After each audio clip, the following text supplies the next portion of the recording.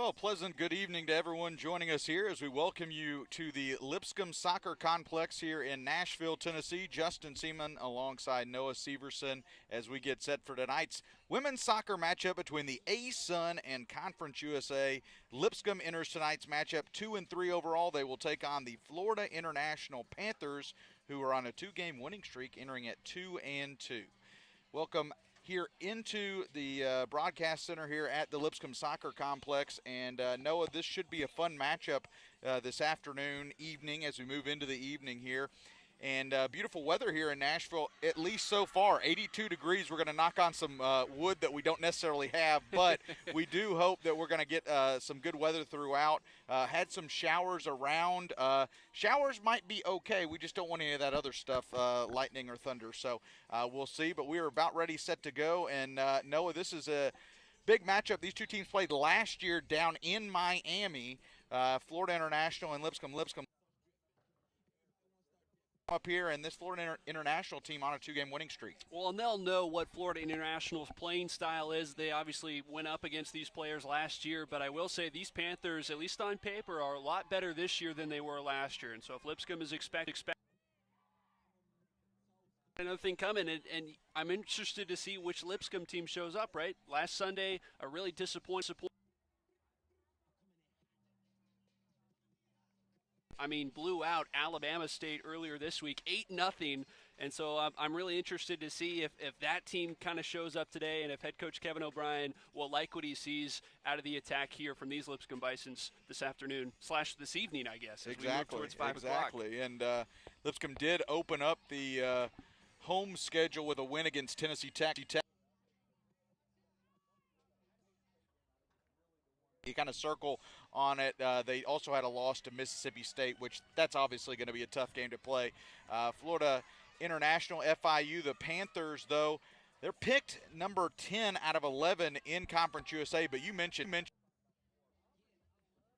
on this roster. So, you turn over a roster nowadays in NCAA, you can turn over that roster quickly with the transfer portal. So, should be exciting. And again, they're going for their first three-game winning streak in a long time. This would be, I think, since 2015 that they haven't had a three-game winning streak. Yeah, so they've won 2 in a row for the first time since 2015 with a third win in a row. That'd be their longest winning streak since 2014. Okay, yeah. We are underway now here at the Lipscomb Soccer Complex, just after the 5 o'clock Central time, as Lipscomb will control first, trying to get it down to the right side and nobody home. And the Panthers will collect it.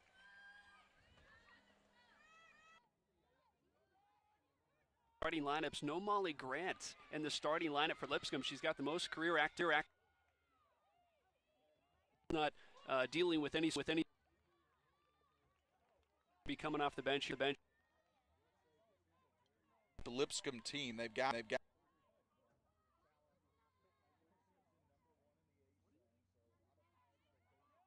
you got, as that looks like it's going to be foul, and that Tim Schneider kind of throwing the shoulder.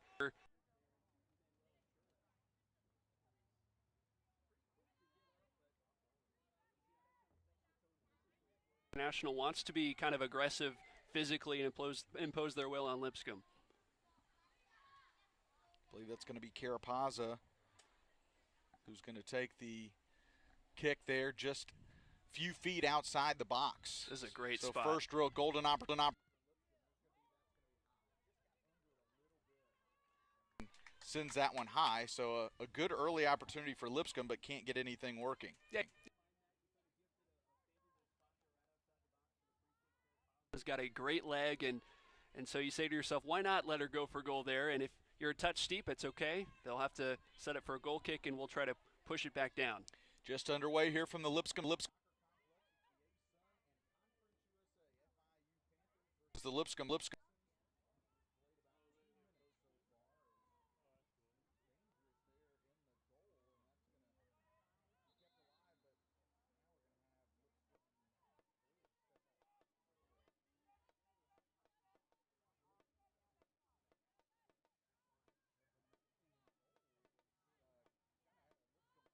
Trailing her quickly, and she had to send it, so Lipscomb tries to throw it into the box. That's headed out again. It'll stay in the Lipscomb zone, but a nice job clearing it out towards midfield. Good sign. She missed some early games for Lipscomb, but that backline defense of Katya Hanger and McFadden is tough to get around. Great little pickpocket there from Emily Patty. Away from Faith Adams. She will now throw it in for the Bisons.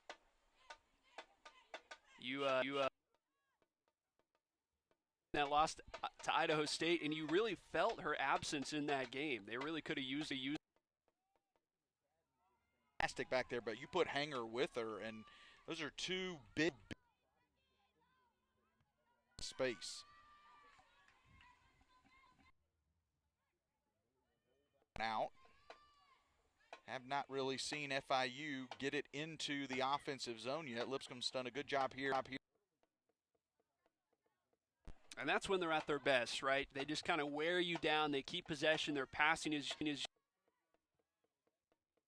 and they kind of they get chances, and they'll bury a couple of them just to put you away. Battle there by Solis. Nicole Solis.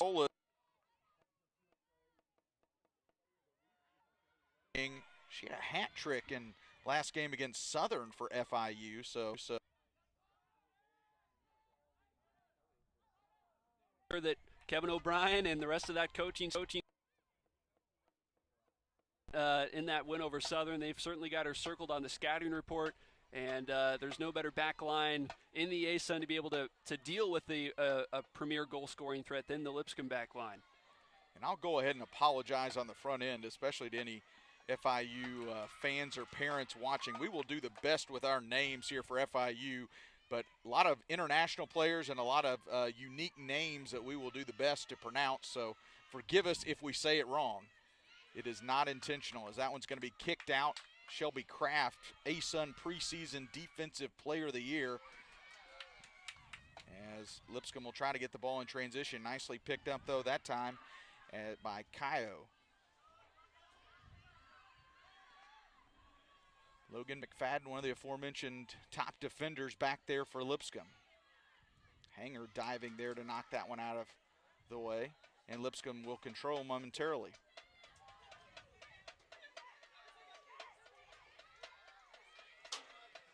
Great ball. Really good ball. Tons of room for Faith Adams on the right side. Adams, one-on-one, tries to get it past Seelan that time, but Seelan, that looked more promising than it ended up being. Yeah, I think Adams was hoping for a whistle there, and Lipscomb fans were as well, but I think a good no call is that was just solid defending there from the FIU defender. Hanger swings it all the way across to the left side. Lipscomb wants to attack. That is what they like to do. They like to play in the offensive end. There's a ball trying to center it. Just gets past a couple of players. One slicing in. That was Byler for Lipscomb, who was coming in. And then Vinoli cleans it up behind. But that was a nice ball there, as we're just 6 minutes into this one so far. No score here from Nashville. Tell you what, it's only been a few minutes, but Lipscomb has already kind of found success here on the right wing. When they switch fields here to the right wing, they've been able to get some services into the box. Here's Adams again. This time she's going to be cut off, and I think they may get Adams this time. They will for the foul. Yeah, Molly Grant, that is a little bit of a big loss not being in here to start this game. She really she'll get whistled for a lot of offsides, but that's because she is always pressing in the offensive end and really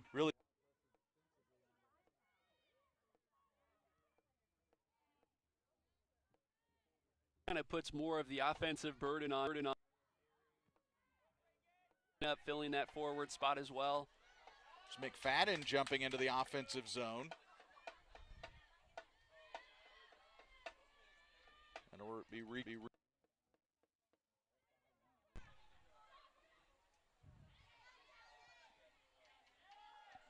Panthers returning the home game that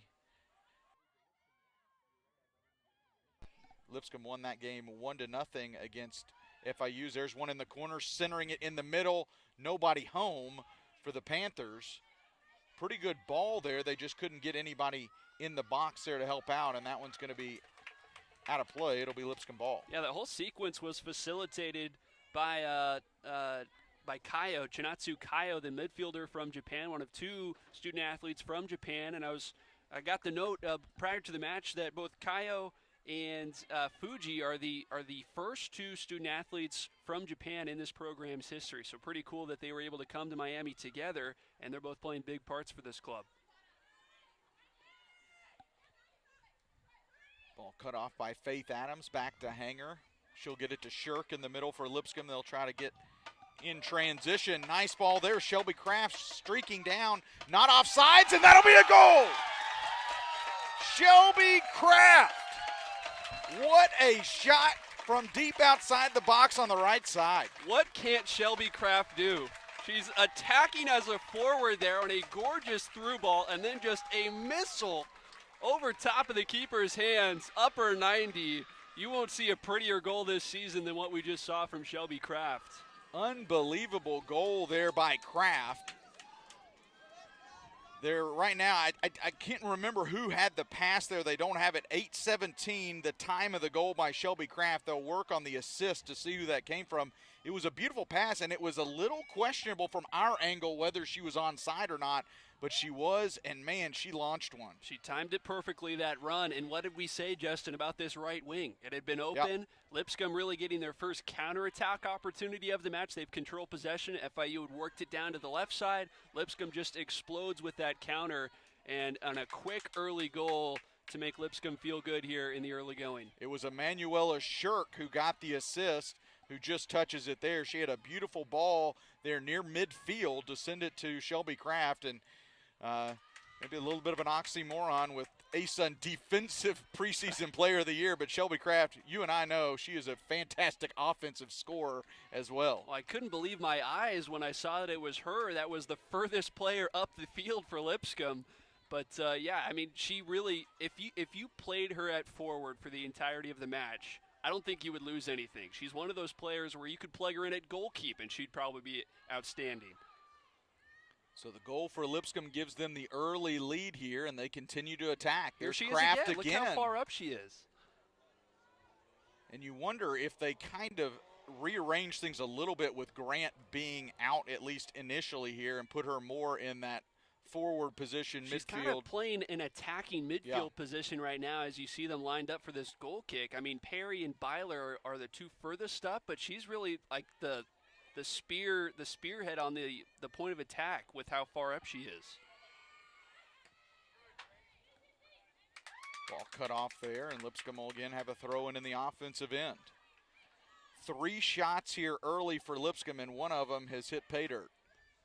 And I love that from Kevin O'Brien, too. I mean, she is arguably our best player. Why not put her in a position where she's arguably going to touch the ball the most? And when you've got Katya Hanger and Logan McFadden back there, you've got the ability to really kind of press forward more when you know you've got such good veteran defenders on the back line. That's right. Foul will give Lipscomb a free kick on the other side. You got to watch out for McFadden. She has the leg. I've seen her kick one from there and score from that distance. So you got to keep your head on a swivel with her. She did that in the ASUN tournament Yeah, last year. She did. Carapaza, she's got a good leg too. I've seen her knock one in from deep as well. But I think this time it's going to be trying to get something into that box to maybe get a head on it by one of the Lipscomb players. They'll switch McFadden. McFadden with her height, they like to bring her down in the box. You put McFadden on one side and Kalia Perry on the other, and you've got some pretty good size in there if you can get a ball in the air. That ball gets some loft in there. Kraft gets a head on it. Tried to just slow it down a little bit. McFadden was looming behind. Yeah, McFadden might have been off, too. A really good job by the Florida International back line to kind of set the line and stick to it so that even if Kraft's header had been on target or towards a teammate, I think the flag would have come up from the linesman. Vinoli has been – actually, she's going to pass that off to be a goal kick. I was about to say she's been less likely to kind of put a big boot on it, instead kind of go short and try to work it out that way, which that's kind of difficult against this Lipscomb team that really likes to press on the offensive end. That's a great ball from Catherine Rapp. Moving towards the middle, Hanger will clear it out momentarily, and there comes Shirk to clean it out. But that was Farah El Tayar, who was in there trying to run that ball down. And then Solis nearly was able to play it off her chest. If she'd been able to settle, she would have had a good look at goal. Here's El Tayar again. Solis now, Nicole Solis, had 3 goals last time out. Maybe should have just pulled the trigger there, but now FIU trying to sustain some offense on their end. 1-0 your score. Shelby Kraft on the assist from Emanuela Shirk. That's the difference so far in this one.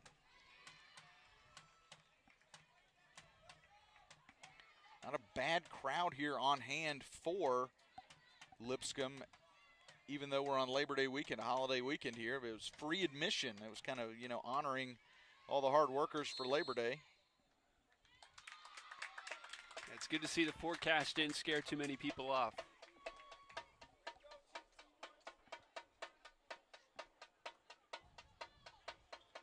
Played just under 15 minutes here in the first half. And now got a whistle, and I believe that was Solis was trying to get a jump on everybody there.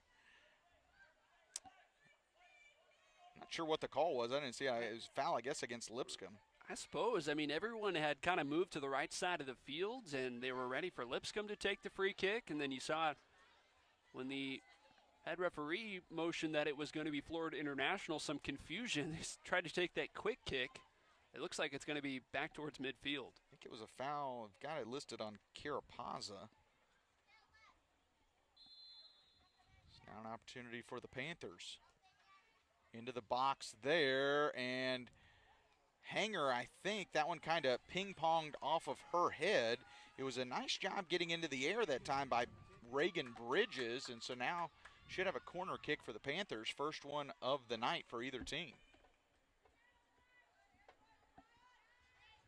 Looks like it's going to be, forgot to bring my binoculars again. I think that's number 28, Dominique Marcelli, I believe.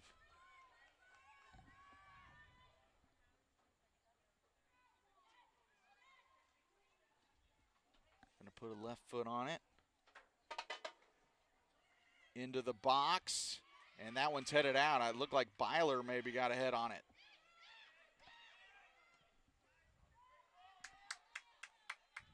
Again, into the box. This time Shirk is right there. Now Lipscomb will see what they can do to maybe counter, but everybody was back defensively, and so now Lipscomb will kind of reset.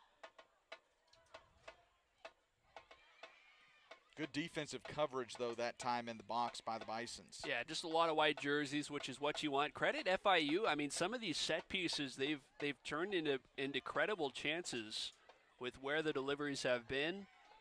But so far, Lipscomb up to the task. Vinoli swings that left side. Back the other way. And the Panthers will reset.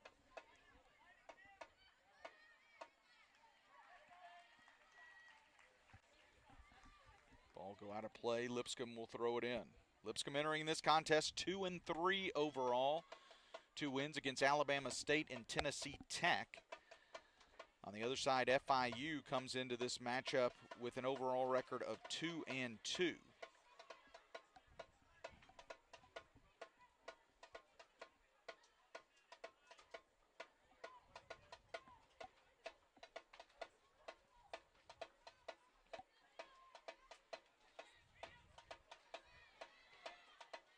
Shirk will touch it, but nobody home. Kalia Perry was kind of trying to go for the ball herself, so she wasn't ready for a run that time. Yeah, a little bit clogged up on the far side for the Lipscomb attack. I think Perry maybe not on the same page with Shirk. Mentioned 2-2 FIU. Their 2 losses were against University of Louisiana and Mississippi State University, so common opponent there between Lipscomb and FIU.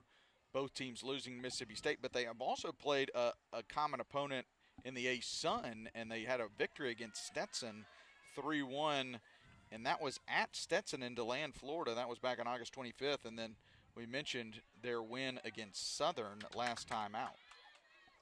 Yeah, Jonathan Garber is in his third season as the head coach, and this was a total rebuilding project, and it hasn't been super pretty the last 2 years, but he's kind of got his players in place now for this third season, and they're off to this 2-2 start.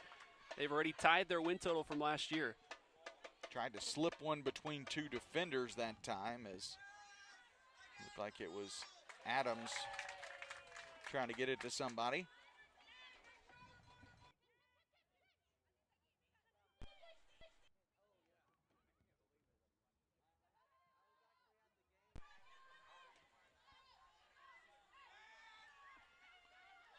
C.J. Graham, preseason A-Sun goalkeeper of the year. A lot of preseason accolades for the A-Sun champs from a year ago who were picked preseason number one. I guess when you get conference championships in 5 straight years, you kind of earn the benefit of the doubt from the rest of the coaches. And you and I talked about this before this match started, is they brought pretty much everybody back from last year. And so you look at the accolades of the returning players, and it's kind of impossible not to sort of give them these preseason awards that they've piled up. Coach Kevin O'Brien has done a great job since coming here. There's another good ball. Fighting for it down there is Potty, Emily Potty for Lipscomb. A corner kick. Yeah, Catherine Rapp is arguing that touched Patty's arm, but not getting the call. With some speed, and then Rapp had to recover and just kind of kicked it out. Kalia Perry will do the honors for Lipscomb.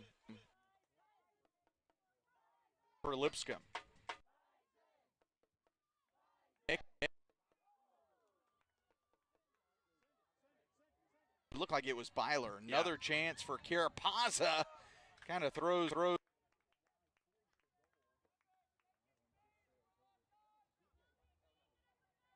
Chance for the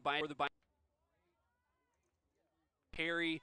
Byler was able to wriggle free from her defender that was marking her. Got a look at it. Got her head to the ball, but just couldn't put it quite on frame. Errant pass there. Faith Adams jumps in, gets it to Perry in the box. Perry with some room to work, sends one. That one's going to go wide, but it'll be pushed in by. Yeah, you love the follow from Byler there, but again, more careless passing on the back line from Florida International, and credit Lipscomb for being pushed up and willing to be aggressive and try to win the ball, but FIU has got to kind of tighten things up here on the back line if they're going to work it up the field. Well, the strategy right now on goal kicks to go wide to the left or the right just doesn't seem to be a great strategy against this Lipscomb team, because, you know, they're just putting so many people on the offensive end. I'm not a rocket scientist when it comes to soccer, but, you know, you're just giving Lipscomb almost too many close chance opportunities to get something into the box.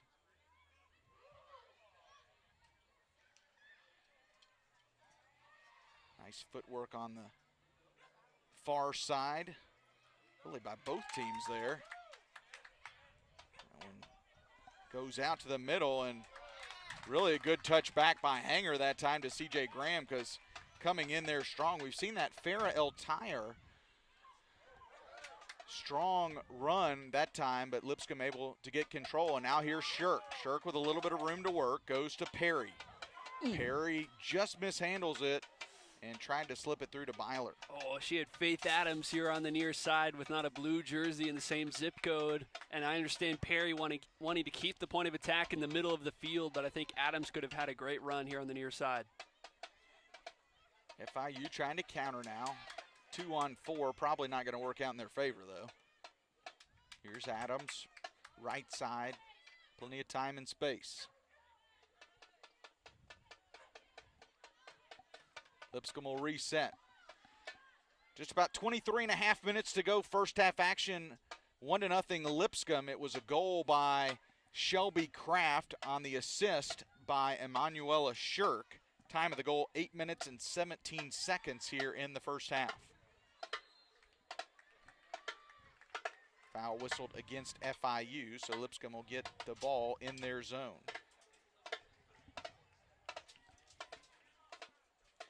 5 shots for Lipscomb, 0 shots so far for FIU. A couple of them have been on goal, and of course one has hit the back of the net. 3 fouls apiece for both teams. Both teams have had 1 corner kick. Lipscomb's been whistled for 1 offsides, which it was a costly offsides because the ball found the back of the net. Player hits the deck. I think that's Kelly Byler. It is. She's been airborne a lot. She's been involved, certainly, on the attack.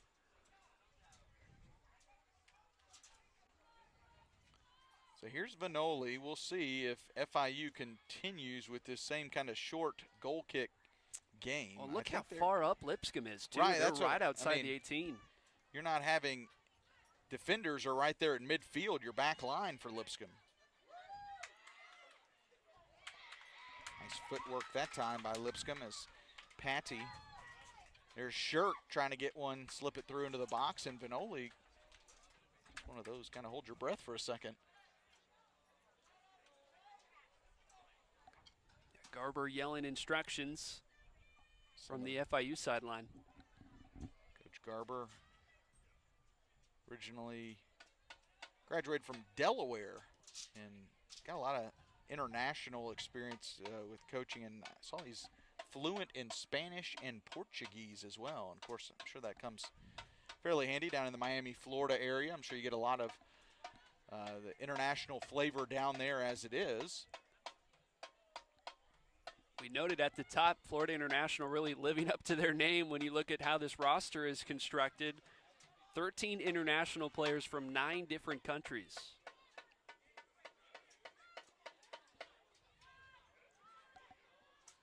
McFadden with it now for Lipscomb.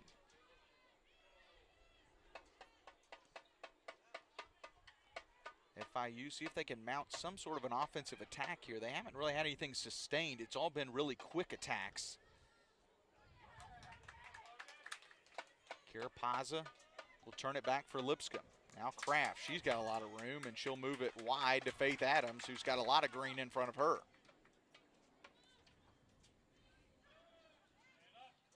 Vanoli way outside to pick up that ball. You like him moving it here to the near side. Adams had room. Maybe one move to get around that defender, and then maybe the service in. Emanuela Shirk was expecting that ball to come a little bit later, I think.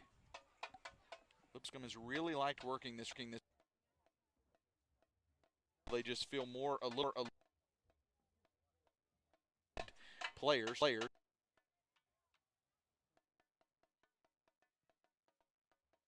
Cleared out by FIU. Starting to hit that spot where we're going to start. Just like that. Now, I think that's Molly Grant. Yep. So this may be, we talked about Molly Grant not getting the start. That's not necessarily always the strategy anyways for one of your top players. Sometimes you want to bring them in and you get those fresh legs that can just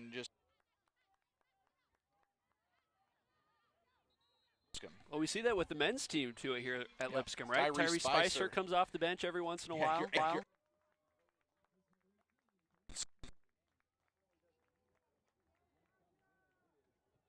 An hour. So.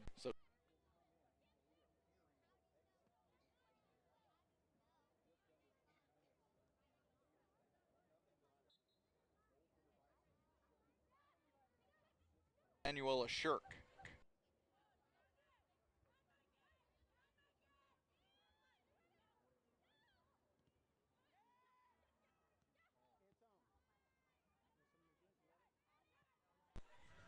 Big collision there. Eltire and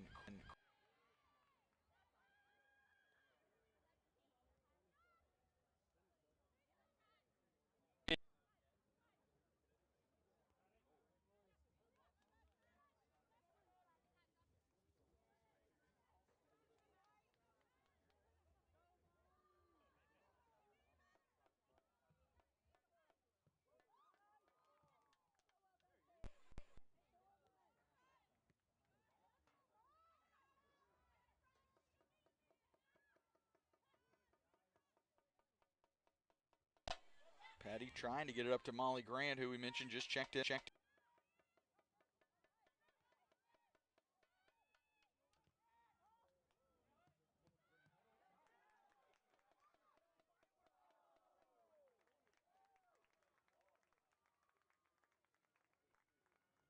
Byler kind of just stepped in front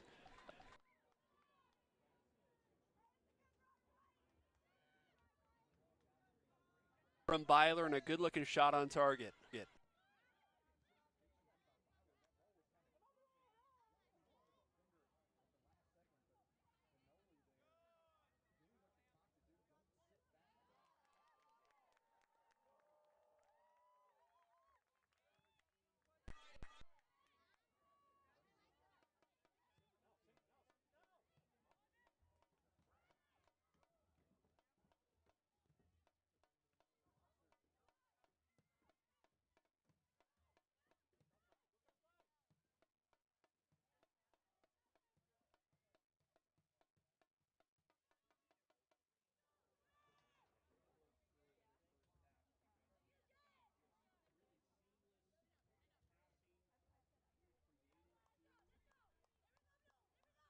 Any sign of weakness from FIU, and they're going right after it.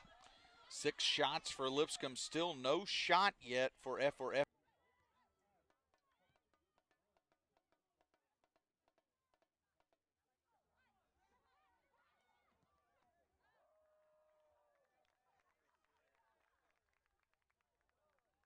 Out of the field, it's fielded.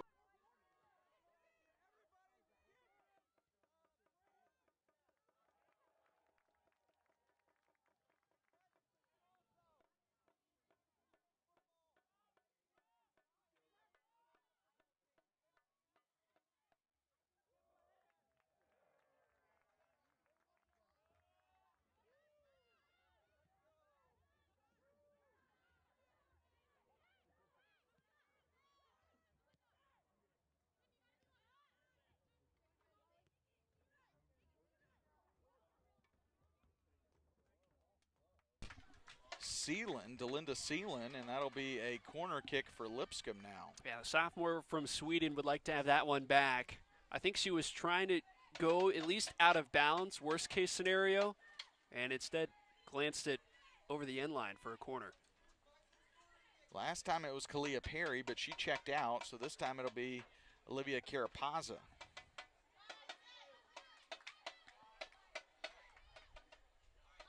A lot of white jerseys bunched up on that back post. They're going to do a little give and go, but shirt kind of gets pushed in the. They're going to, well, it went off of Emanuela's shirt, but there was no foul. Right. It looked like a little bit of a push.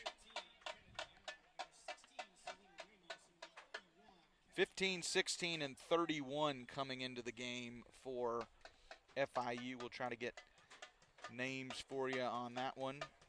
That's a Ramos, Floyd, and Tumba Merlin. Midfielder, forward, and defender for the Panthers. Just under 15 to go here, first half action.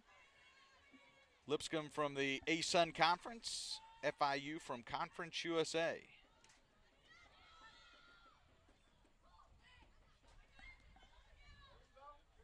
Hanger.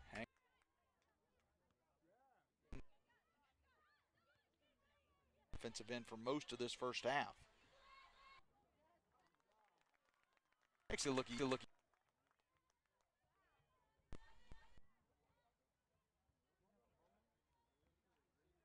Kicked it right to the other team.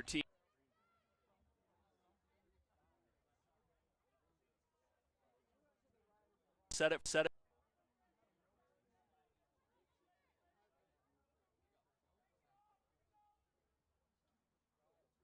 Line defense.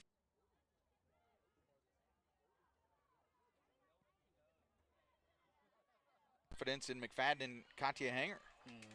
Grant was off. Grant way offsides there. You know, not the end of the world either, because, you know, for every time you're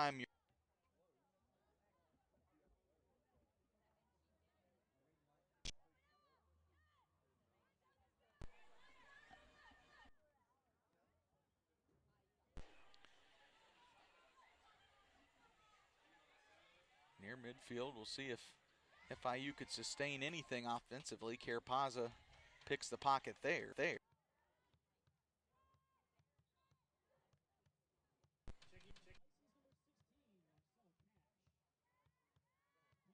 Come in for Kelly Byler now.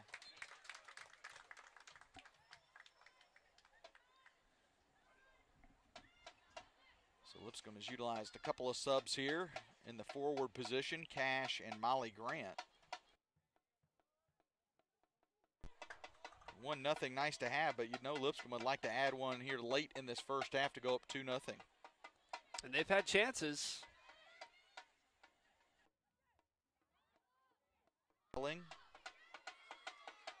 Keep it for Lipscomb.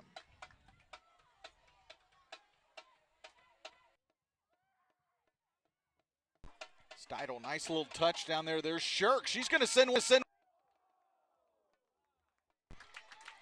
What an opportunity for Emanuela Shirk. She had the great pass on the assist to Kraft, and that time she took it from about the same distance that Kraft scored her goal. That's one of those, as you're looking at it, you're thinking, no. Oh, that might go in. And she was pretty far out, and she put so much juice on that ball, and it was curling away from Vanoli, and, I mean, inches away from Lipscomb going up 2-0. That ball ricocheted off the left post. And you're right, Lipscomb, they were offside on a goal, could be 2. That would have been 3-0 heading into halftime potentially, but it's still 1-0. So if you're Florida International, you got to consider that as well, that, hey, let's maybe see if we can sneak one in, tie this game up, or at least hold it to 1-0 heading into halftime. Considering that hadn't really played their best soccer probably, in the sense offensively at least.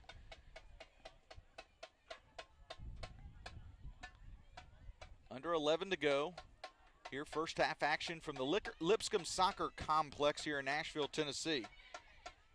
82 degrees outside, but a pretty nice breeze we've got going on. And even with all the rain, it's not quite as humid as you might think.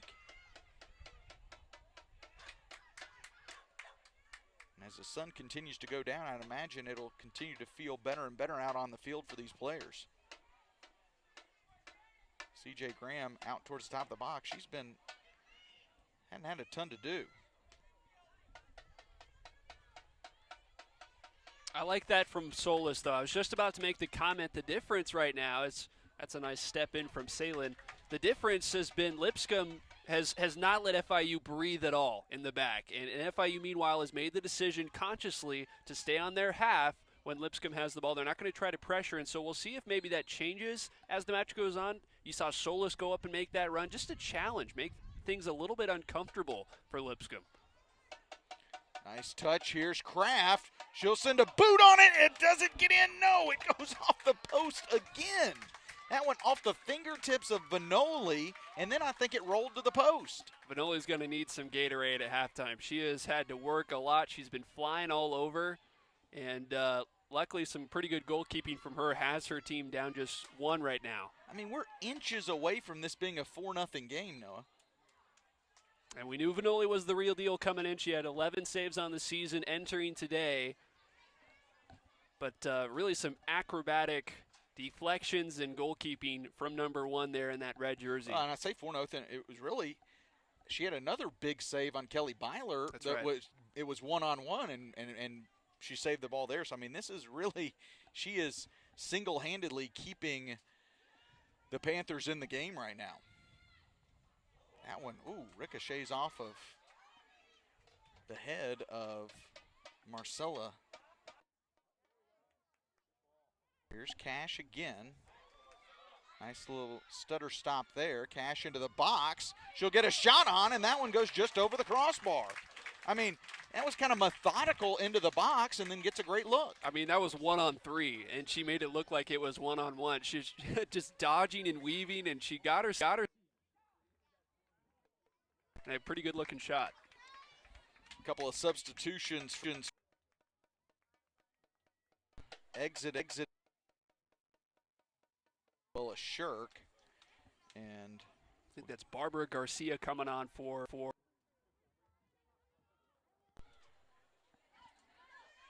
Ball's going to be kicked out.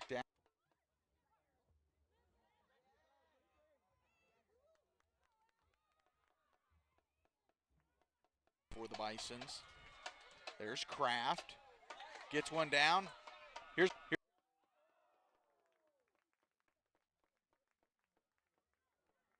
Grace Oliver, who puts her right foot into that one. And Lipscomb again just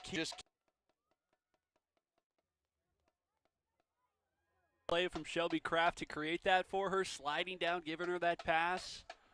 And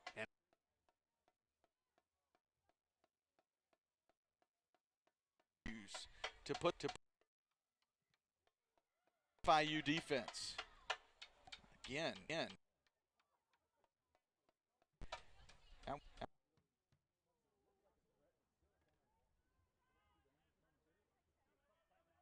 Soccer, but you get the sense that FIU would love to take a timeout right now. Momentum squarely on the side of Lipscomb, and they haven't been able to convert as of yet since that 8th-minute goal. But just the way they've sped up the defenders for gets the ball there. They've got their head on a swivel because they know there's going to be a lift. They're still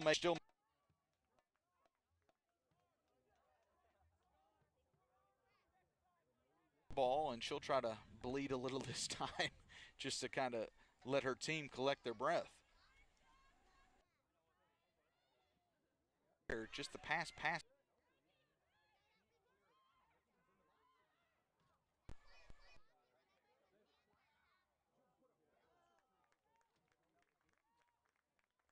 And I mean, again, all this seems to be that FIU just can't clear it out of their alluded to, you know, they have been kind of getting flustered sometimes, well, even turn everybody out, and maybe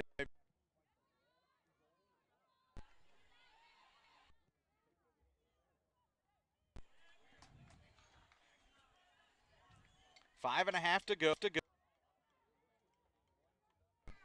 Shelby Kraft with the lone goal for the Bisons.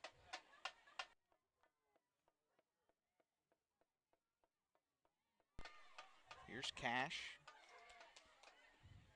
Sends it back to Carapaza.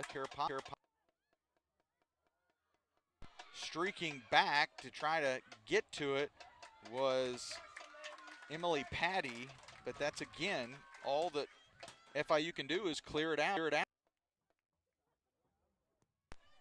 Kraft. She'll try to get one back towards the middle. I think she was trying to do one of two things. One, either center it, or two, maybe get a foot on it and earn a corner kick, but that one goes errant, and so Vanoli will have the goal kick. So Vanoli in goal has been busy here tonight for FIU. She's faced 12 shots here in the first half. 6 of them have been on goal. She's saved 5 of the 6. Yeah, 11 saves in 4 games coming in, 5 saves in the first half today. And depending on who's keeping stats, these haven't been your garden variety saves either. These have been some diving saves by Vanoli. Here's Patty. Cutting in is Carapaza.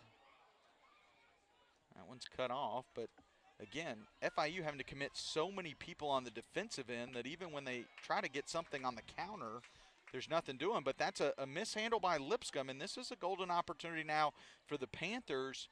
Corner kick, and we saw they had a good corner kick their last time up. Well, and that was completely forced by the hustle of Kennedy Floyd. Logan McFadden couldn't stop and gather and then played off to a teammate. Kennedy Floyd was right in your face, and sometimes when your pressure is as stiff as that, it forces mistakes, right? And you earn yourself a corner because of that pressure. Dominique Marcelli will take the corner.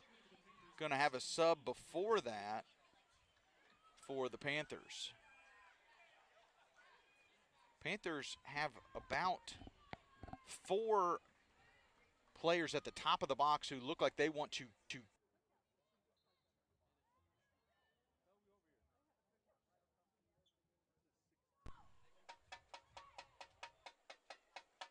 into the box. That one's punched out by C.J. Graham, but a second opportunity.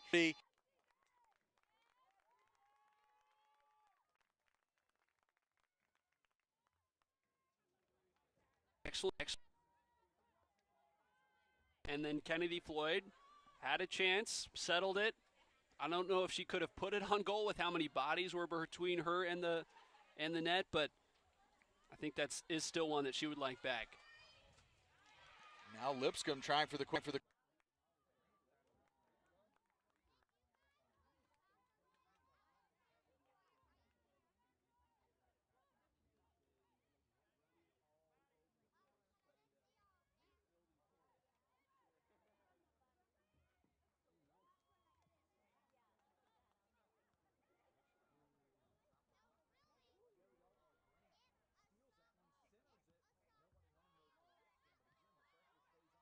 to go.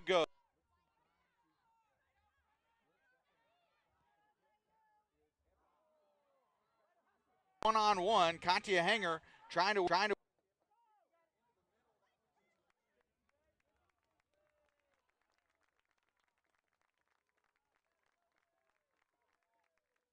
Hill, I believe, who had teammate.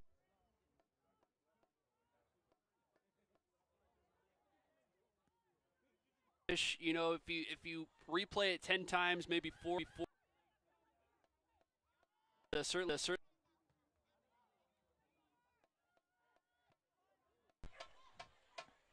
Just over a minute to go.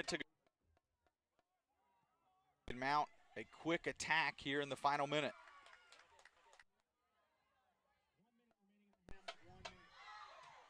There's going to be a foul whistle to get. A little bit of frustration.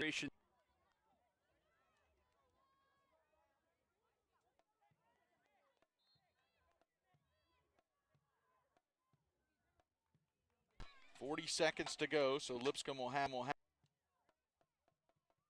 get something in the box. Carapaz has got a big enough leg to get it there.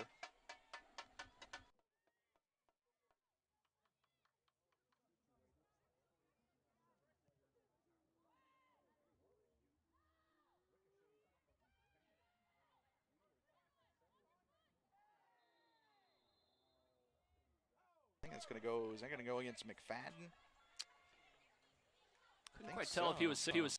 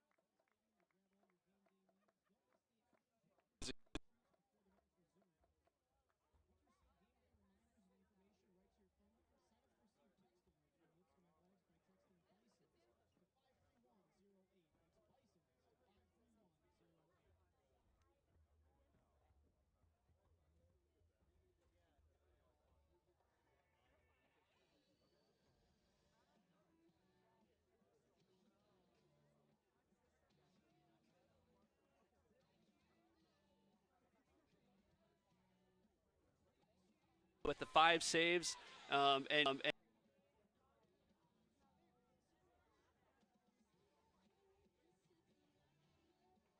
is now.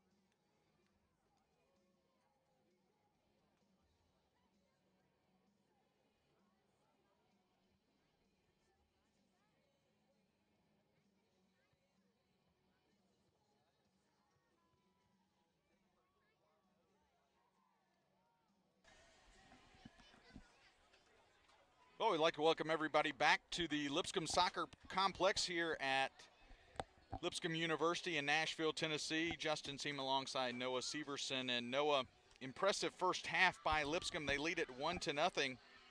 I say impressive because they pretty much dominated every statistical category in the first half.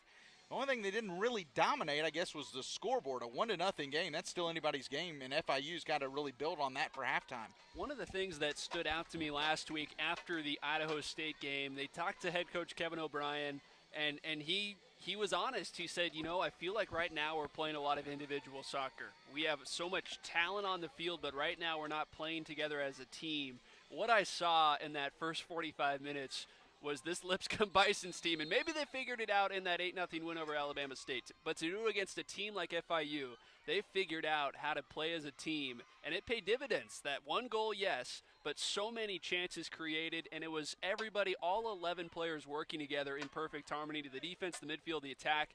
Everything was working well for the Bisons. Lipscomb had 12 shots in the first half. No shots for FIU. Lipscomb, 6 of those on goal.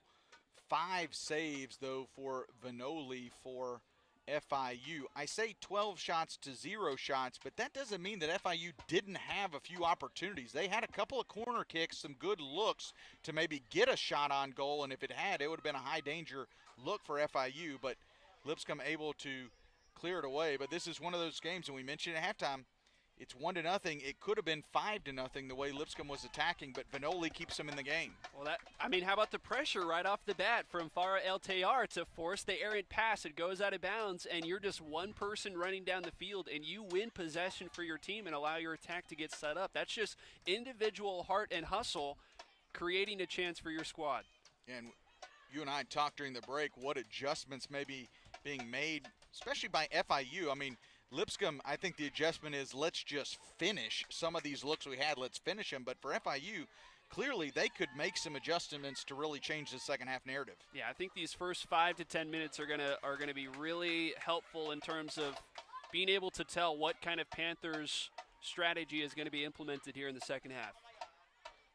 Right side, that was really important for Lipscomb. They really utilized that right side, had their best looks, and we'll see. I think that's going to go off of Lipscomb, so it'll be a goal kick. One of the areas was the goal kick. Vanoli didn't take a lot of deep looks, and that allowed Lipscomb to get constant pressure. We'll see if they change that here in the second half. Vanoli is going to initially take it. Now she's going to give it to one of her teammates. That's what we said. You and I were speculating if maybe she doesn't have the ability to kick it deep. But even when they hand it off, they still kick it short. A little bit better organization there to get it to midfield. Ideally on those goal kicks, you want the ball to get to at least midfield to let you start kind of working from there. Here's Hanger trying to track it down. She'll go back to C.J. Graham. C.J. Graham, that time because of the pressure, just has to clear it away. I mean, Justin, I can't emphasize this enough. In the first half, if the ball went to the back line and it was controlled by the Bisons, there just weren't that many blue jerseys up there. Now that we're starting to see that adjustment get made by Jonathan Garber, they're forcing some Lipscomb mistakes. And look at Vanoli back here. She's all the way out of the box. Looks like FIU is trying. I mean, the message you can tell was, okay, if we're going to win, we've got to win this game. We've got to be more aggressive here on the offensive side. And there's a player right there cutting in. Vasquez goes down to the right side. Here's El Tayar. She's going to send that one, and that's going to be, I think that'll probably be recorded as the first shot. First shot of the game for FIU, and C.J. Graham makes a save easily, but still, you want to get Graham moving back there in the goal. That's right, and that's what they did. I mean, they put some pressure on her. Had that ball kind of curling towards the back post. I don't know if it was intended to be a shot, but it kind of ended up that way. They haven't given a shot yet, so they may not stat it as a shot, but still, C.J. Graham had to make a play on the ball at least.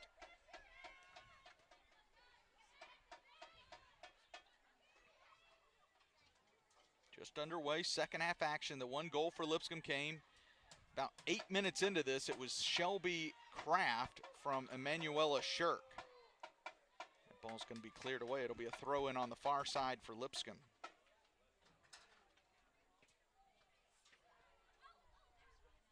definitely through the first few minutes, it does look like FIU's got some energy back in there. A little pep in their step, I would say. And that's the first box that you got to check, right? I mean, you were just hounded in that first half. Lipscomb had you on your heels pretty much the entire 45. How are they going to respond in the first few minutes of the second half? So far, it's been great. The energy has been there. The adjustments have been made in terms of being more aggressive, keeping pressure up of your own. That one in the box, a chance, and Byler scores it. Wow, that just looked too easy by Lipscomb, but it's a turnover in your end by FIU, and then you've got two offensive players, Byler there, and she just easily puts one in the back of the net. Goes back to the goal kick, Justin. If you don't have the threat of putting the ball upfield, if the other team knows you're going to play it short and they can send white jerseys up, a simple turnover like that, I mean, that's just dispossession, find Byler in the middle, and there's just no chance for Vanoli there to make a play.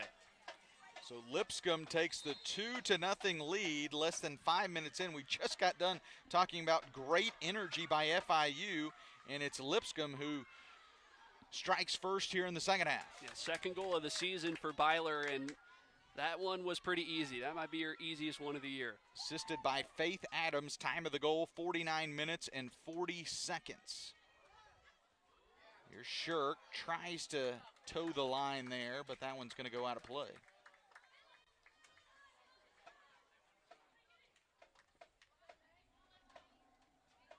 Kelly Byler, who missed a lot of last year due to injury. Great to have her back for the Bisons. Ball sent in the middle. And Tyre touches it.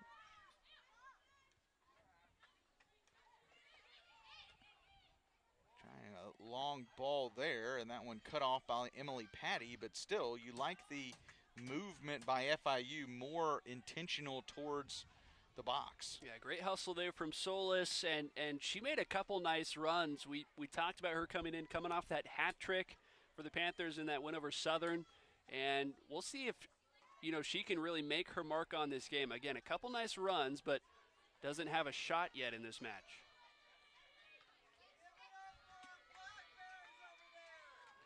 Gonna be a goal kick now for Lipscomb.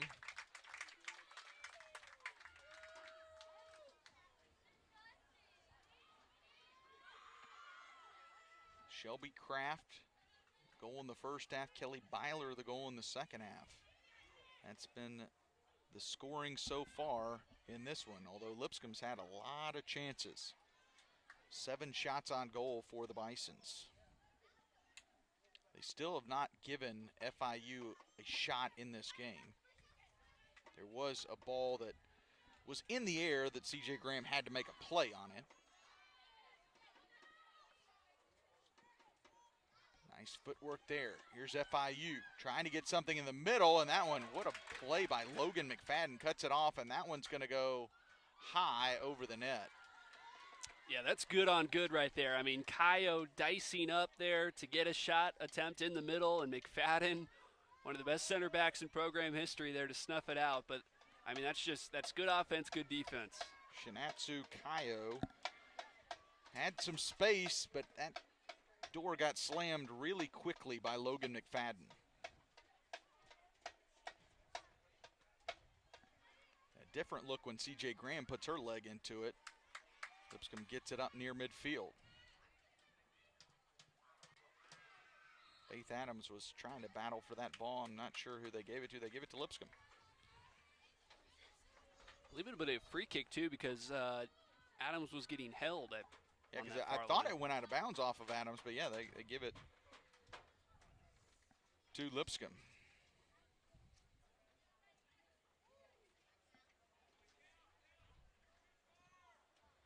Ball sent to the top of the box. Kraft heads it back. There's Kalia Perry trying to get a foot on it. Can't. Hanger, though, tries to get it to her defender, Logan McFadden, who was near the box because of the free kick. And Lipscomb will keep it in the offensive end. You just wonder if kind of the wind gets taken a little bit out of the sails of FIU on that goal, because I really like the way they started this second half. Yeah, really good start. And again, it's just one mistake. Karapaza sends a bouncer towards the goal. I think she was hoping maybe that one could take a few slow bounces and then maybe get some offensive players in behind. It's just one mistake. I mean, that's as simple as that. When you have a mistake like that on the back line and you leave your goalkeeper on an island as a defender, if you get dispossessed and the other team has the white jerseys up in the attack, it completely changes the flow of the game. And to your point, completely changes momentum.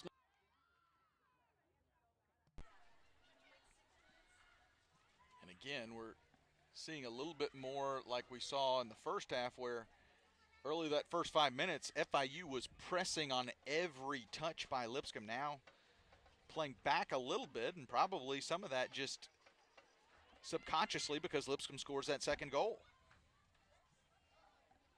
Tries to send a ball down the left side, but nobody home for the Panthers. Again, the Panthers riding a 2-game winning streak, their first since 2015. Haven't had a 3-game winning streak, I think you.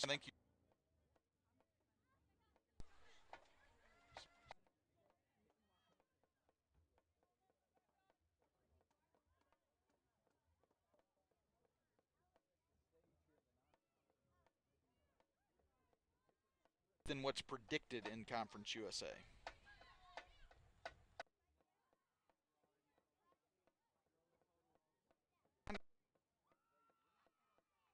These first 5 games, I think they're a little.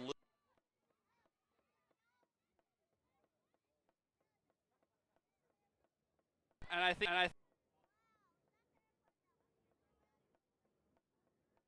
you can kind of coast at times through a non-conference schedule.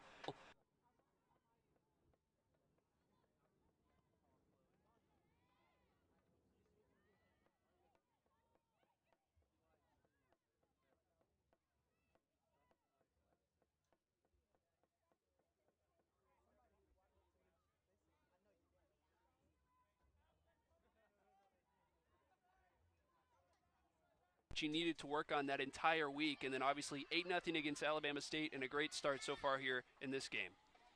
Working towards the corner of the box are the Panthers. Lipscomb will retreat. Nice job cutting that one off by Emily Patty over there on the far side.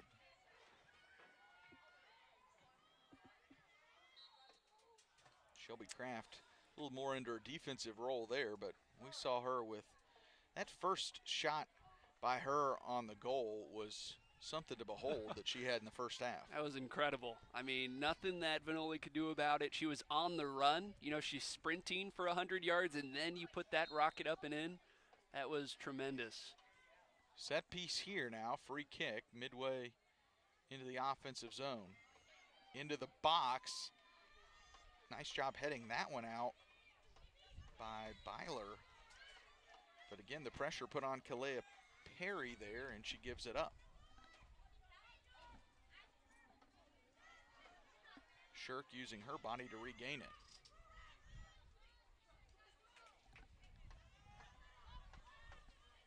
Kayo knocks it out of play. Here's McFadden. She'll let her team reset.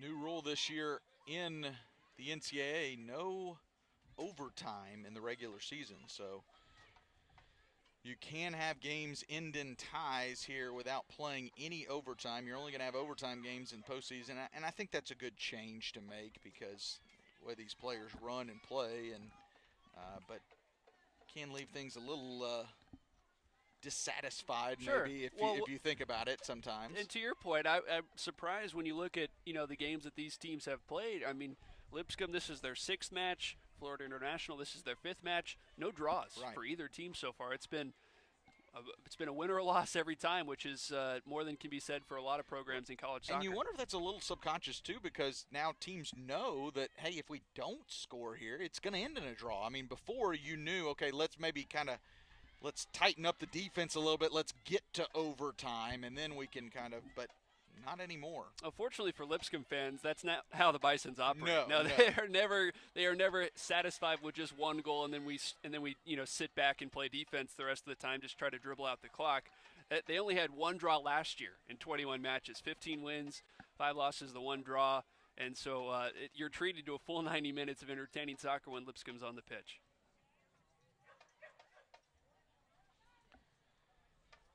Throw in for the Bisons on the far side.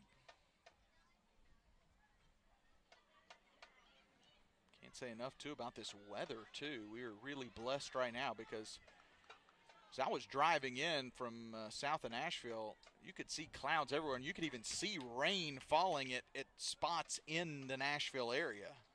And to not have any so far, and from what I can see in the skies, it looks like we're going to be clear here for a while. It's been nice weather.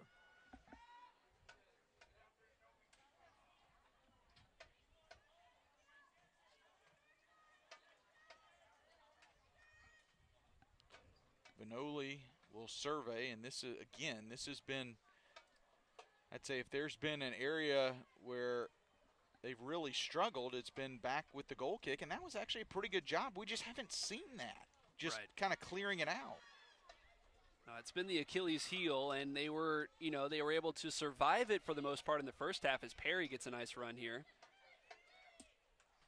But it finally cost him, right? Just a few minutes ago with that goal kick that went awry. Lipscomb gets an easy goal. Now Lipscomb's going to have a corner kick. We talk about some good soccer and a lot of goals. How about the Lipscomb men's soccer team right now? I mean, you talk about red hot and a team that, you know, up and down that lineup is kind of scary. That St. Louis win, yeah. Justin, if people don't know about the St. Louis men's soccer program, on the road to steal that one from the Billikens, that is a legit season-defining win. Here's the corner kick from Perry, and that one's going to be knocked out. And almost on a second look, Vinoli comes up gimpy a little bit.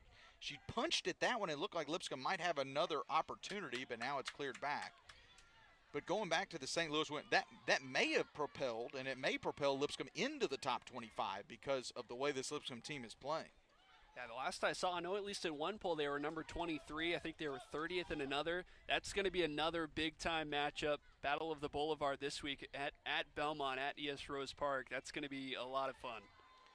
They'll play at Belmont, then you and I will be calling the game next Saturday versus Jacksonville as ASUN play opens up. It's kind of hard to believe, but conference play opening up.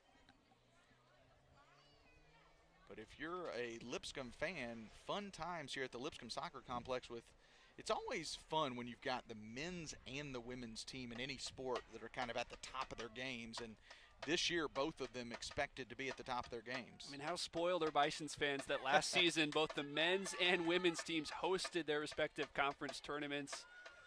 I mean, that's incredible. And the expectations this year are to do it again. That's right. You want to try to meet the expectations, but I mean, and now we're going to get an injured Panther down. I can't see what number that Vasquez. is. Going to give a yellow card to Hanger.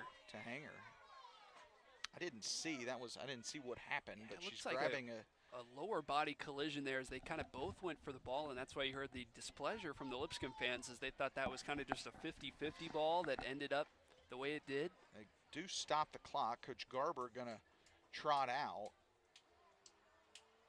She's on her feet now, so that's good, but she looks like she's grabbing that lower right ankle area. We won't pretend to play doctors on the YouTube channel either. Good sign, though. Coach Garber going to retreat, so that is a good sign. Now you're going to get a really good set-piece look here for FIU, and 28:07 left to go in this game. You can cut this lead in half right here, and that would really do wonders for the Panthers. And I said Vasquez. I think that was actually Tayar who was getting looked at. How good has she been? So now we'll see what FIU does on this set piece. Who's it going to be that takes it? There's the shot, and Graham, man, that took a short hop on her. That's like a first baseman having to make a short hop catch there. Those can be real dicey. They can be. And you know, credit to her, just to use your baseball analogy as a first baseman, you want to get your body in front of it. That's what C.J. Graham did. She was able to kind of collect it in her stomach. So C.J. Graham will have to make a play on that one, and able to make the save. So no shots for FIU in the first half. They've now been credited with 3 shots here in the second half and 1, that one on goal. That's the first save of the game by C.J. Graham. Under 28 minutes to go in this soccer matchup between the A-Sun and the Conference USA rather.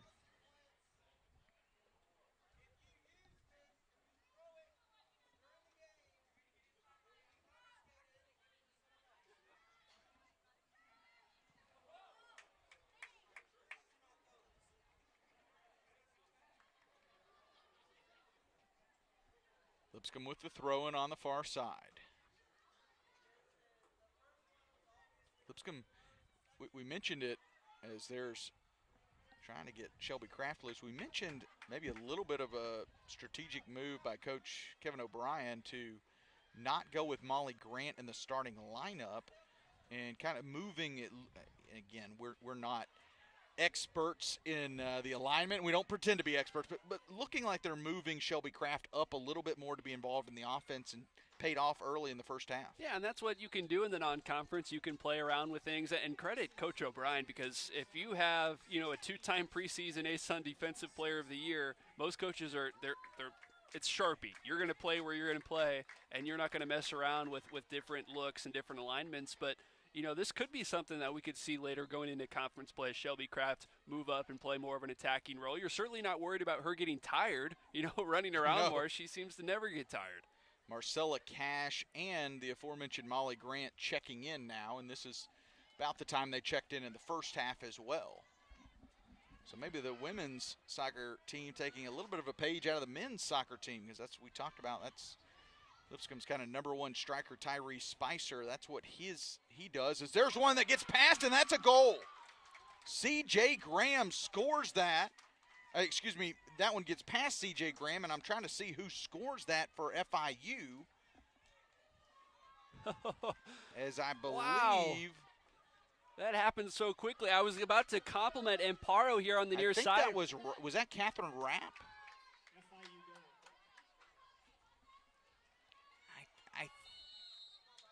They have not even put it on the score sheet yet. I think they've announced it. I think it caught everybody a little bit off guard, quite frankly. That was beautiful.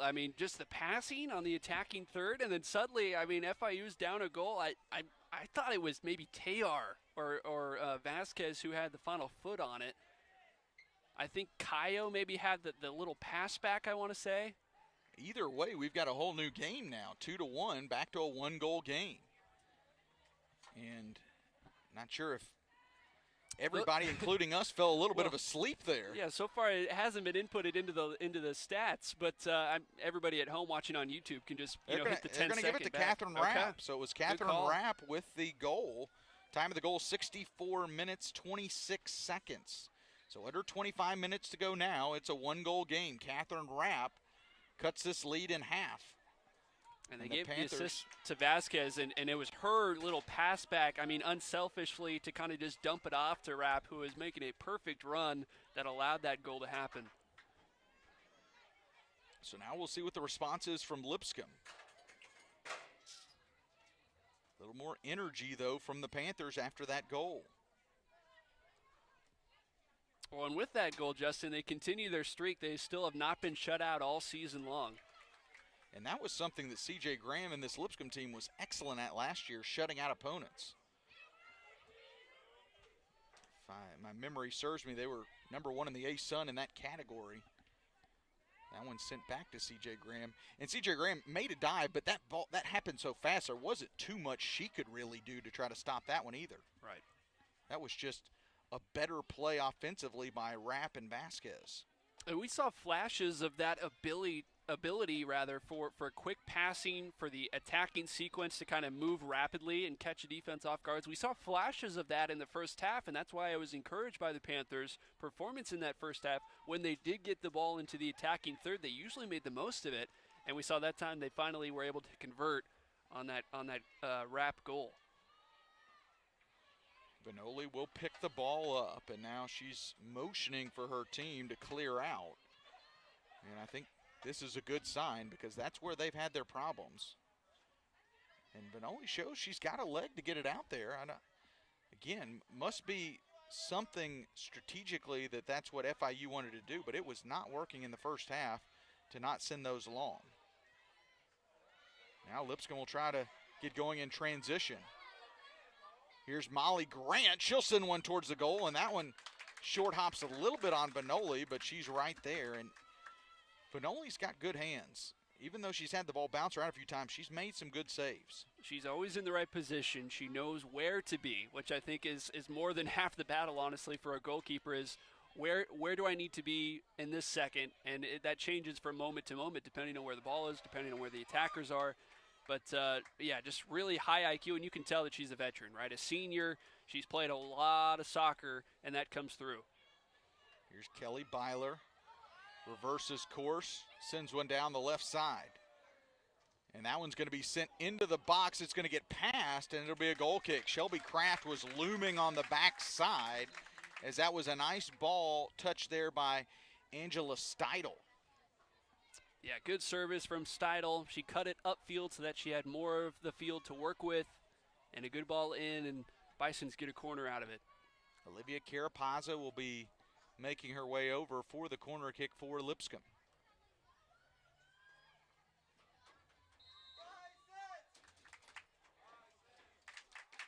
Here's Carapazza. That one's going to get in the box, and Byler upset with herself. She got her head on it, just couldn't direct it the right way. Well, we've seen from Lipscomb now a handful of times in this match, their set play, so to speak, on these set pieces, when they have all those moving parts, they have been successful in those in terms of getting an open header, right? And it's just been the ability to maybe put it on target that has been the last missing piece. There's a steal momentarily by Carapazza, and it'll lead to Lipscomb forcing another turnover. Lipscomb dominating the stat sheet again, but it's still just a one-goal game, and that's going to be a foul. That's not a good spot for a foul there if you're FIU. Byler grabbing her lower back a little bit, and now Lipscomb's going to have good spot for a set piece. Yeah, Chinatsu Kayo, ambitious challenge there, trying to get around Byler and ended up just kind of knocking her down. FIU setting up a three-person wall about 15 yards out from, we'll see who takes it. Carapazza and Byler are both standing near, and you've also got Kraft and a couple in front trying to be a little deceptive. Here's Byler. She'll send it towards the back corner. Grant and Cash were coming in.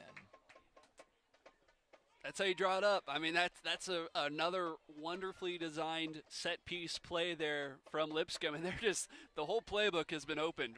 We've seen so many different looks from these Bisons, and that was another great one. A good delivery there from Byler. She was trying to cross it off, and she had a couple of teammates in the vicinity just unable to connect. And that's all timing, right? And that's something that they practice a lot. Just wasn't able to convert this time around. Under 20 minutes to go here in this one. One-goal game. Goals from Byler and Kraft for Lipscomb. Rapp has the lone goal for FIU. On the counter now, the Panthers trying to even the score. This one's taken away again. Nice job saving it that time.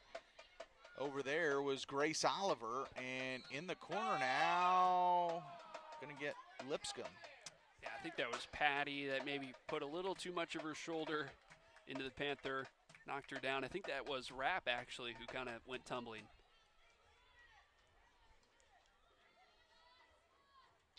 FIU again in search of their first three-game winning streak since 2014. Hard to believe 2014 was 8 years ago, but it was. McFadden kind of overran that one a little bit, but has her teammate Katia Hanger there to clean up the garbage. More pressure, though, being put on that backline defense. Great pass for Lipscomb. Here's Cash, and nice job by Vanoli kind of recognizing where her defenders were and went ahead and came out far to pick that one up.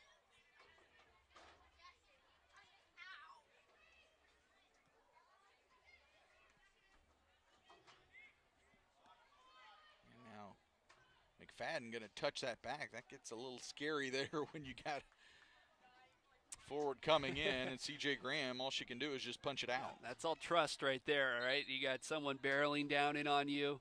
McFadden, the pass back to Graham, and they trust each other. They know that, hey, I can put this out of danger.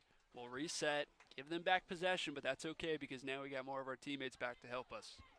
Kennedy Yan and Selena Ramos checking in for the Panthers. So this is where substitutions can become big here late in the second half in a one-goal game.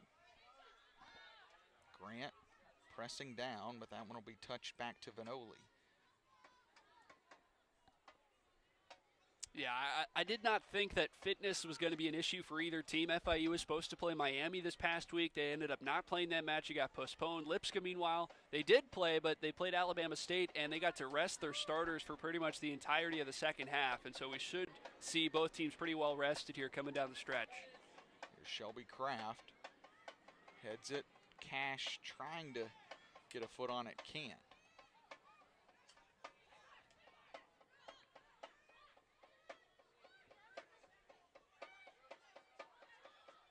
Grant will send that one ricocheting off of Seelan and into the hands of Vanoli. You start hitting around the 15-minute mark, you'll start seeing, a lot of times you'll see a team just who's winning by a goal trying to play keep-away defensive game. That's not going to be Lipscomb. No. They're going to continue to push. They are not going to play the keep-away game. They will continue to try to push the envelope here.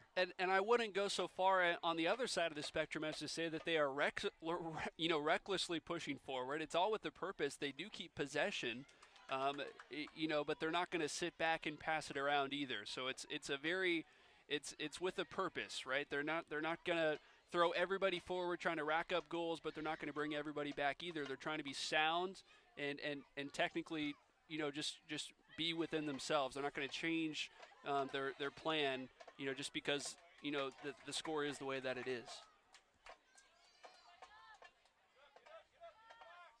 Here's Cash trying to might have work been a through. handball. And no, they're not going to say a handball.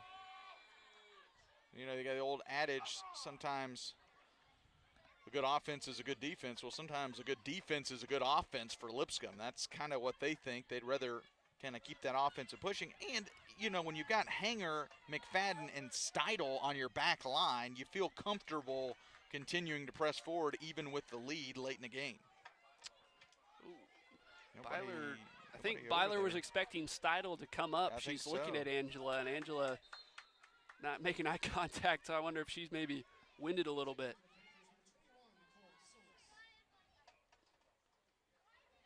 Nicole Solis now got a breather. Solis coming in. Remember, Offensive Player of the Week in Conference USA, had 3 goals against Southern, a hat trick. She's got 4 goals on the year, the leader in the clubhouse for FIU. So she comes in with just right at 15 minutes to go. They'll send that ball towards Solis. Takes a high bounce, and C.J. Graham not going to mess around and go grabs that one. 2-1 your score. Shelby Kraft got the scoring going in the first half, just about 8 minutes in. And it was Kelly Byler in the second half. And everything was going Lipscomb's way until Catherine Rapp sneaks in and gets a goal to cut this to a 1-goal game.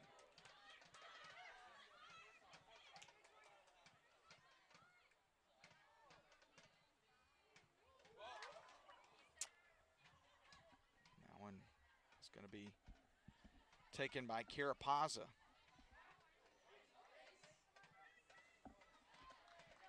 Nice defending there from Catherine Rapp. Grace Oliver going up against Rapp one-on-one, and Rapp got the upper hand.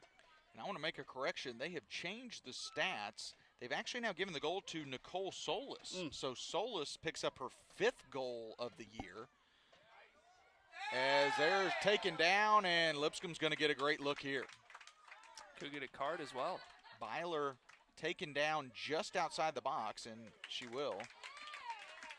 It's a yellow card issued. Trying to see the number. I believe that was Catherine Rapp. Yeah, so Rapp, who we thought had the goal for FIU was actually Nicole Solis. It was Vasquez on the assist, but Solis gets her 5th goal. So what a tear she's been on, Yeah. right?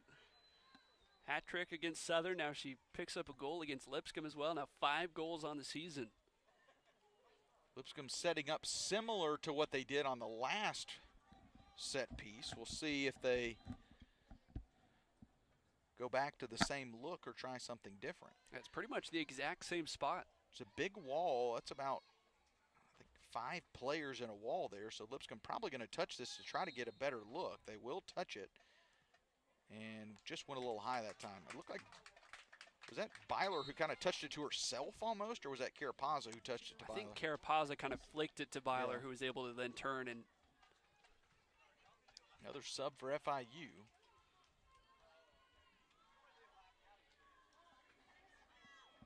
See, I think that's number 8.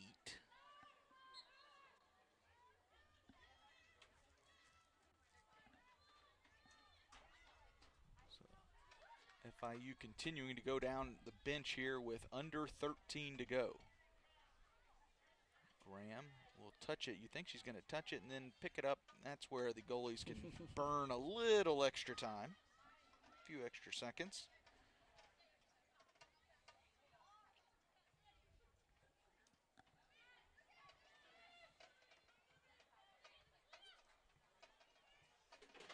Steidel, nice job.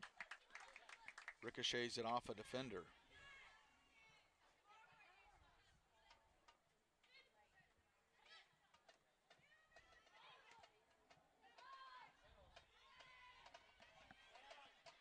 Uh-oh, missed by Hanger, and that almost was disaster. Here's FIU again, but Hanger recollects herself. Yeah, making the most out of a tough situation there. She recovered nicely.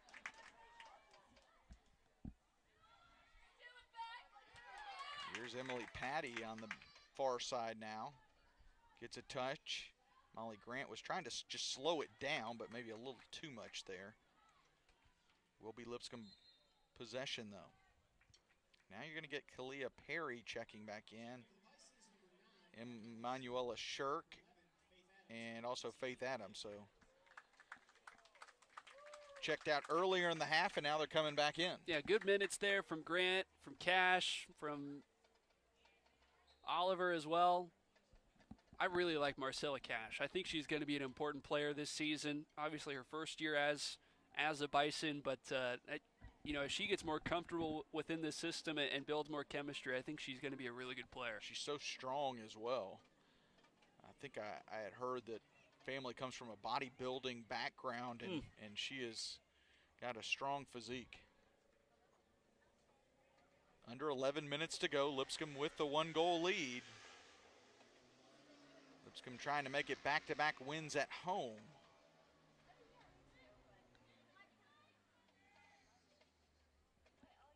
It's going to be poked out again, and Lipscomb will be fine to play with the ball down there deep in their offensive end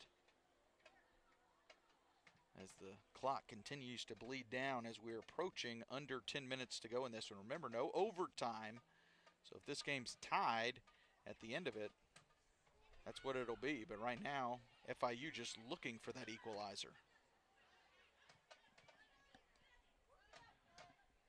And there's still obviously a ton of time for FIU. You know, we've seen a couple of times in the last couple minutes them try to go for the kind of the home run ball and kick it deep and hope for something bad to happen. Something bad almost did happen, right, when Hanger missed the header down here, but she was able to recover, obviously, and play it out. But, you know, still plenty of time to kind of run your attack, to possess the ball, to work it up the field. You know, you don't feel like you have to, you know, go for the equalizer and hope to get lucky. Byler off her head there, sends it back as Faith Adams keeps it in Lipscomb's end.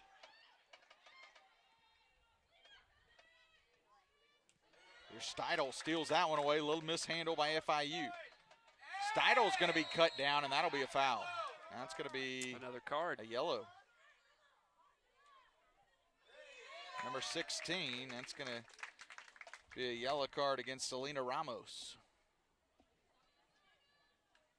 Is that the third yellow issued to FIU? I think so.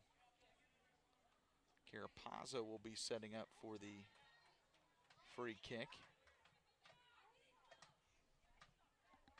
With the yellow card being issued, they do stop the clock. Now they'll restart it. On the kick, high ball into the box. Byler kind of shoulder to shoulder doing a little shoving, and I think Lipscomb's going to get a corner kick. They are. Yeah, Delinda Salen was didn't really have a choice out there, and she didn't really have an opportunity or an avenue to be able to kick that ball out, to clear it. Fifth corner kick of the night for the Bisons. It'll be Kalia Perry to do the honors for Lipscomb. Ball gets in there. I don't know if Vanoli got a hand on it. Then off the high bounce, Carapazza tried to get a liner, but that one just goes high. We have not seen Perry maybe as heavily involved as we have in the past in terms of the attack, but every time that she has taken her corner, it has been on the money. I mean, that is exactly what you want, a low line drive, give your teammate a chance to head it into the back of the net. Really good service there from number 18 in white. Still leads the ASUN, I believe, in goals. I think she's got 3 on the season, coming off that ACL injury from a year ago, so she's still got that big brace on her right foot. She'll try to track this one down, and she'll earn the possession for Lipscomb. Under 8 to go. More substitutions were made at that last stoppage from FIU. Both teams trying to keep as fresh of legs out there as they can. Nobody running after that one. McFadden, not bad speed on it there for somebody to make a run. That's another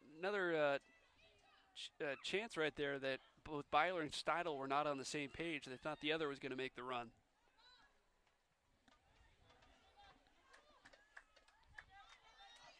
Lipscomb ball possession.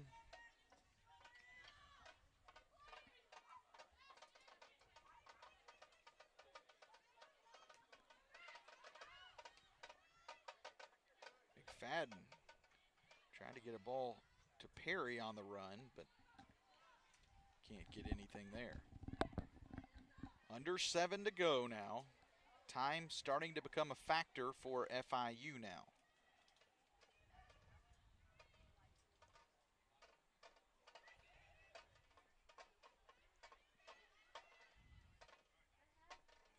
Kraft trying to get it to Perry. Handball there against Lipscomb. Perry's got such a strong body. If you could get her possession in the middle, she doesn't need much space, and she's got a big leg. Right, and she's kind of similar to Molly Grant in that regard. You know, a tall attacker that can use her body, create angles, and then obviously not afraid to let it loose, which is what you want out of your forward. You know, you want them to have that confidence and that swagger to be able to think that, hey, I can score from anywhere on the field. Players go up after that one. It gets through everybody, and now here's an opportunity for FIU. Possession in their end. Haven't had it down there in a while. Quick throw in, and Lipscomb just tries to clear it out. It would stay in back towards the goal, and Katya Hanger goes down hard there. It will be FIU ball. Far side, FIU working quickly now. Tries to cross one into the goal, and that goes off of an FIU player towards Graham, and that was a little dangerous. It looked like Lipscomb was trying to let Graham make the save so they could take some time, but Mike should have just cleared it out. Yeah, that goes back to communication, and you know, we're too far away to exactly hear what was going on in the box, but like you mentioned, dangerous. And Tayar was in the vicinity there, and you know, if Graham is a step late to that, Tayar maybe has an equalizer. Here's Perry deep in the box, and that one just gets rejected by Vanoli right near the post. Kind of looked like Perry was cutting off her own angle there, and so there wasn't much room, and Vanoli used the post as an extra defender there. Well, nobody stepped up to challenge her. I'm not sure if they were just trying to force her into a bad angle or what, but, I mean, you know, that's one of those things where if nobody steps up, you know, take it all the way. You know, get yourself as close as possible and make that reaction time have to be instant for the goalkeeper. She just didn't have a great angle to go cross corner. She had to stay on that short corner, and Vanoli got the help of the post there to kind of cut off the angle from Perry, but nobody, you're right, came forward. And Perry again, you know, she kind of effortlessly, but then when she needs to turn on the gas, she can get into high gear pretty quickly. Under 5 minutes to go, approaching 4 left in this one. Benoli's got to move quickly for FIU. That one misfires there, and so Lipscomb will have the throw in. Now you're going to get Molly Grant coming in, so she'll check back in for Kalia Perry. Another sub 2, I believe. I think Solis coming on for this final stretch.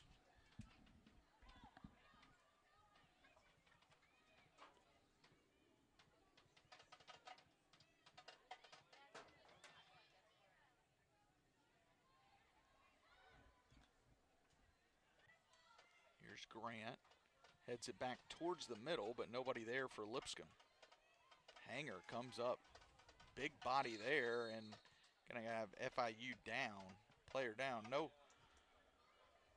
card, but they will call the foul against Hanger. That was Chinatsu Kayo who was on the ground. They don't stop the clock, though, so FIU can't take a ton of time here. 3.5 to go. Into the box, Graham comes on and just make sure, that's kind of like a punter calling for a fair catch. She knew she had a lot of space there, just want to make sure she made the catch. Give a little football analogy on college football opening weekend. That's right.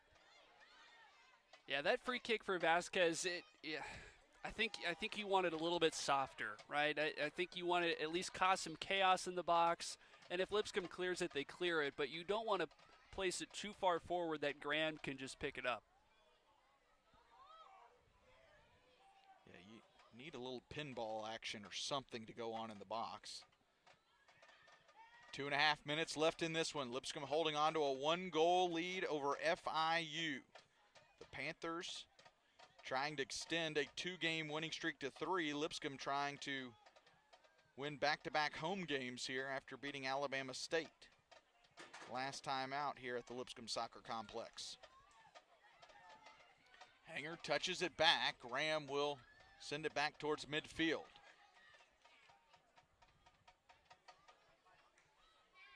Two minutes left in this one. Grant comes on. Benoli has to just put a boot into it because of the pressure from Molly Grant. Now this is where Lipscomb, they just keep that pressure going, and so it's hard to organize if you're FIU. Yeah, if you're playing Lipscomb, you know that you're going to have to make some really quick decisions and make good decisions. And obviously, you know, right now the difference maker in this match has been a bad decision that the Lipscomb attack forced from FIU that resulted in that second Bison goal. And we've seen that time and time again here in the second half, FIU having to make quick decisions that they don't exactly like the results of. Molly Grant, nowhere to go with it, but nobody really coming on, so she's just going to bleed some time off the clock. And she'll kick it out. It'll be a goal kick, but that was very intentional there because it's going to take a few seconds just to get it to Benoli and get the team back on the other end. Well, she got it outside the 18, and then she picks her head up and realizes nobody's running with her, and you know, there's nothing else that she can do with that. Under a minute to go. This may be the last gasp for FIU. Carapaza gets kind of undercut there, and Lipscomb will have the ball. It's a costly foul there. 45 seconds left.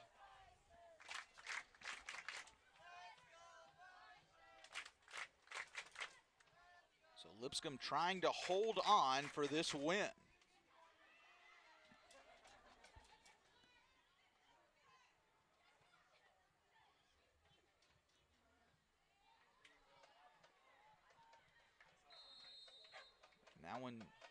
Now with 19 seconds to go, this is going to be hard for FIU to make a run here on this one. They'll get it in with 10 seconds to go. There's a foul call, but they got to do something quickly. And it's not going to happen. Lipscomb is going to get their second win of a row in the row as The Bisons take down FIU 2-1 in this one, and impressive by Lipscomb as they're able to get this win 2-1 against a very good FIU team, Noah. Yeah, this is a really good FIU team. Obviously, have had their struggles the last couple years, but Jonathan Garber has them moving in the right direction. A really talented Conference USA this year. I think they're going to finish higher than 10th. I mean, this is a really high-powered attack. They have a few things to work out as they move into conference play, but a lot of talent on this roster, a lot of uncertainty too. But I think players are starting to find their roles and really perform well, and they're able to get a goal against one of the best defenses in the country going on here on the road against Lipscomb. And so if you're FIU, I think at the end of the day you're dissatisfied with the loss, but you know that you certainly have the talent to compete with a team that has won 5 straight conference titles and that has been to a handful of NCAA tournaments. Shelby Kraft got the goal, got the scoring going in the first half for Lipscomb at the 8-minute mark, and then it was Kelly Byler in the second half that got the goal that ended up being the difference maker. FIU did add 1 goal, but Lipscomb holds on for the 2-1 win. And now good news for Lipscomb that they're hopefully starting to get things kind of a little bit back on track, because now, Noah, they're heading on the road for 5 straight. They won't be back here at the Lipscomb Soccer Complex until September the 29th. Yeah, I mean, I think that they really turned things around after that Idaho State match, Justin. I really think so. It's tough to tell from a match like they had earlier against Alabama State when you win 8-0 and you don't see a whole lot of run from your starters. But the way that they played tonight, especially in that first half, I mean, that's the Lipscomb team that we're used to seeing. And if they can continue that into this big road stretch, I mean, Vanderbilt, Xavier, and then you open up conference play, every match from here on out is a step in the direction of another conference title. And I think Coach O'Brien is going to be happy with the way that his side played, and they're going to need some of that positive momentum going into that big road stretch. Back-to-back wins for Lipscomb here at home. So for Noah Severson, I'm Justin Seaman saying so long from Nashville, where your final score, Lipscomb wins it 2-1 over FIU. Next action for the Bisons will be on Thursday, September 8th. They'll travel across town. They'll be taking on Vanderbilt from the SEC. Final from Nashville, Lipscomb